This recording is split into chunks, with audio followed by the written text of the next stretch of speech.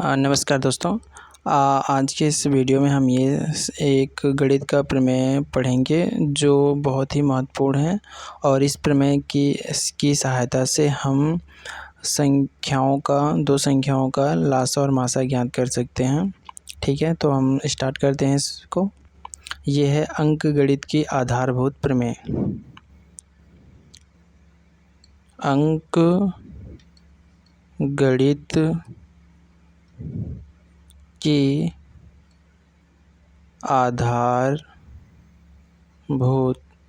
प्रमेय ये क्या है?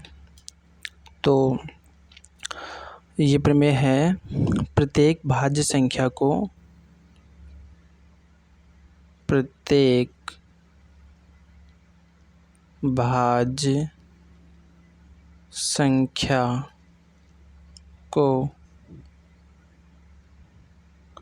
अभाज्य संख्याओं के एक गुणनफल के रूप में व्यक्त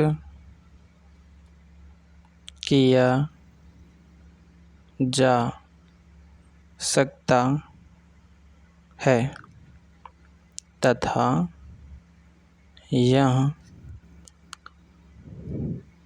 गुणनखंडन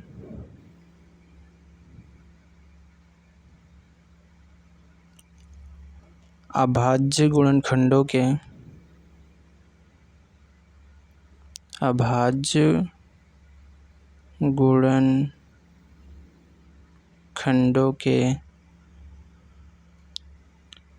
आने वाले क्रम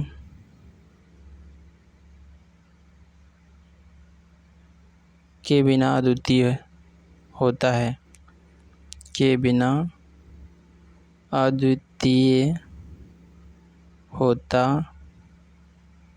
है। तो इस थ्योरम को समझने से पहले हम ये देख लेते हैं कि भाज्य और अभाज्य संख्या क्या होती है। ठीक है, पहले हम भाज्य देख लेते हैं क्या होती है। तो भाज्य संख्या क्या होती है? भाज्य संख्या तो ऐसी संख्या जिसके दो या दो से अधिक गुणनखंड किए जा सके उसे हम भाज्य संख्या कहते हैं।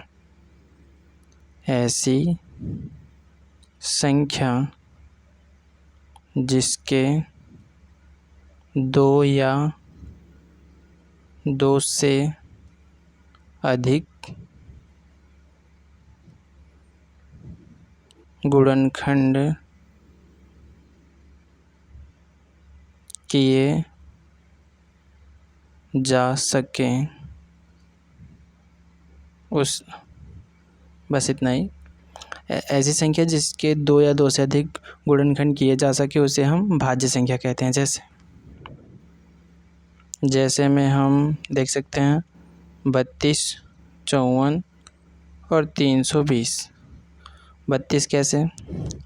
क्योंकि 32 को हम इसके गुणनखंड करेंगे तो दो से ज़्यादा होंगे। एक से तो कट ही जाएगा, दो से काटेंगे।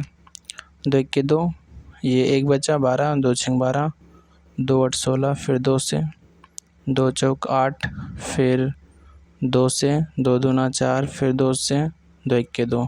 तो हम 32 को ऐसे लिख सकते हैं 2 गुणे 2 गुणे 2 गुणे 2 गुणे 2। तो ये है 32 का गुणनखंड और यहाँ पे हम देख सकते हैं कि इसके दो या दो से अधिक गुणनखंड है, इसी वजह से ये क्या है? भाज्य संख्या है। इसी तरह से 54 का हम गुणनखंड देख सकते हैं। 54 का 2 से 2 दूना 4, 2 से 14, 2 से नहीं कटेगा, 3 से कटेगा भैया। 3 9 27, फिर 3 से 3 3 9, फिर 3 से 3 1 3। तो हम 54 को ऐसे लिख सकते हैं 2 गुणे 3 गुणे 3 गुणे 3। अब 54 के भी दो से अधिक गुणनखंड है, अतः ये क्या है? भाज्य संख्या है। इसी तरह हम 320 को भी गुणनखंड करेंगे तो आएगा 2 गुणे 2 गुणे 2 गुणे 2 गुणे 2 गुणे 5। अब इसके भी 2 से ज़्यादा गुणनखंड है, ये क्या है? भाज्य संख्या है। अब हम देखते हैं अभाज्य संख्या क्या होती है।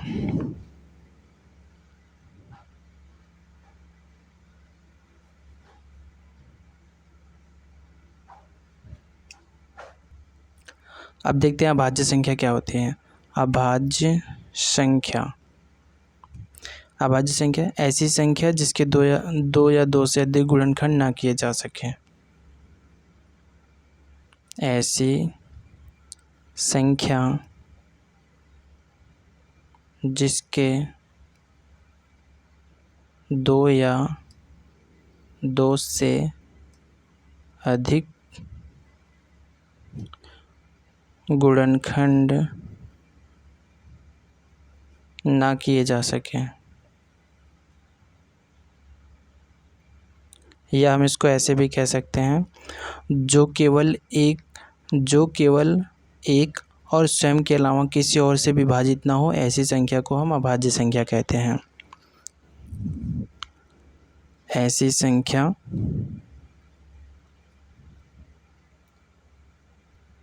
या इसको इस तरह से भी कह सकते हैं कि जैसे ऐसी संख्या जो केवल एक और स्वयं से ही विभाजित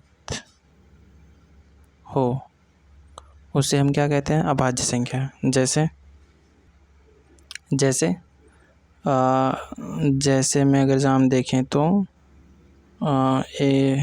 2, 5, 7, 2 केवल 1 और 2 स्वयं से ही कटेगा। इसी तरह 5 भी 1 और 5 से ही कटेगा। 7 भी 1 और 7 से ही कटेगा, इसके अलावा किसी और से नहीं कटेगा। और हम 7 के 2 से अधिक गुणनखंड भी नहीं कर सकते, इसी वजह से 7 क्या है? अभाज्य संख्या है। इसी तरह से और भी संख्याएं हैं, बहुत सारी संख्याएं हैं, ठीक है, आदि। तो अब हम समझते हैं कि अंकगणित की आधारभूत प्रमेय क्या कहती है। बहुत आसानी तरीके से प्रत्येक भाज्य संख्या को अभाज्य संख्याओं के एक गुणनफल के रूप में व्यक्त किया जा सकता है। तो भाज्य संख्या हमने देख ली, 32 क्या है? एक भाज्य संख्या है, और हमको ये भी पता है कि 2 क्या है? अभाज्य संख्या है। तो प्रत्येक भाज्य संख्या, 32 एक भाज्य संख्या है, को अभाज्य संख्याओं के एक गुणनफल के रूप में व्यक्त किया जा सकता है। तो हम 32 को अभाज्य संख्याओं के रूप में गुणनखंड करके लिख सकते हैं। तो प्रमेय यही कह रही है, ठीक है। और इसी तरह से 54 का भी गुणनखंड हमने किया, ये मिला। 54 क्या है? एक भाज्य संख्या है, इसको भी हमने अभाज्य संख्याओं के रूप में व्यक्त कर दिया है, ठीक है। तथा यह गुणनखंडन अभाज्य गुणनखंडों के आने वाले क्रम के बिना अद्वितीय होता है। मतलब इनका क्रम इधर उधर करोगे तो भी वो क्या है? अद्वितीय रहता है, मतलब 32 ही गुणा होकर के आएगा।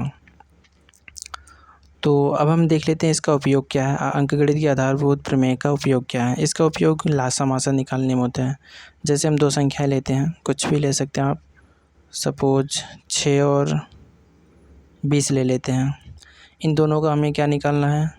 लासा और मासा निकालना है। लासा और मासा निकालना है। कैसे करेंगे? पहले हम इनका गुणनखंड करेंगे। 6 का गुणनखंड कहाँ से होगा? 2 से काटेंगे 3 आएगा, 3 से काटेंगे 1। उसी तरह फिर 20 का गुणनखंड करेंगे, 2 से, 2 दाम 20, 2 पंचे 10, फिर इसको 5 से काटेंगे ये। अब इसका हम गुणनखंड लिखेंगे। 6 क्या है? 6 2 से कट जा रहा है, 3 से कट जा रहा है, ठीक है। और उसी तरह 20, 6 जो है 1 से भी कट जाएगा, और 20 2 गुणे 2 गुणे 5, तो 6 भी एक भाज्य संख्या है, 20 भी एक भाज्य संख्या है। तो भाज्य संख्याओं को हमने अभाज्य संख्याओं के गुणनखंड के रूप में लिख लिया है। और अब इसकी सहायता से हम लासा बताएंगे। इसका पहले मासा निकाल लेते हैं। मासा क्या होगा इसका? जो मिल रहा है उसी का लिख कर गुणा कर देंगे। 2 मिल रहा है, ये रहा, 2 लिख लिया। और कुछ मिल रहा है? नहीं। इस 20 में भी 1 से गुणा कर देंगे, कोई दिक्कत नहीं, क्योंकि 1 से 20 भी कट जाएगा, ठीक है। 1 आया अंत में, यहाँ पे भी 1 आया है, तो 1। तो इसका जो मासा हो जाएगा वो 2 हो जाएगा, ठीक है। अगर जब हम लासा निकालें तो लासा अगर हम निकालेंगे 2 मिल रहा है, हमने लिख लिया। जो नहीं मिलता है उसको भी लिख लेते हैं लासा निकालते वक्त। तो 2 मिल रहा है, इसमें नहीं मिल रहा है, फिर भी लिख लेंगे। 5 मिल रहा है, इसमें नहीं है, फिर भी लिख लेंगे। 1 दोनों में मिल रहा है, लिख लिया हमने। 3 इसमें नहीं है, फिर भी लासा में लिख लेते हैं। गुणा करेंगे कितना आएगा, 60 आएगा। तो अंकगणित की आधारभूत प्रमेय मतलब हर एक भाज्य संख्या को अभाज्य संख्याओं के रूप में तोड़ा जा सकता है, मतलब लिखा जा सकता है। और उसकी सहायता से हमने तोड़ा और तोड़ने के बाद क्या निकाला, लासा और मासा। तो इस तरह से हम और भी संख्याओं का लासा और मासा निकाल सकते हैं। ठीक है, तो ये हमारा कंप्लीट होता है। ओके, धन्यवाद।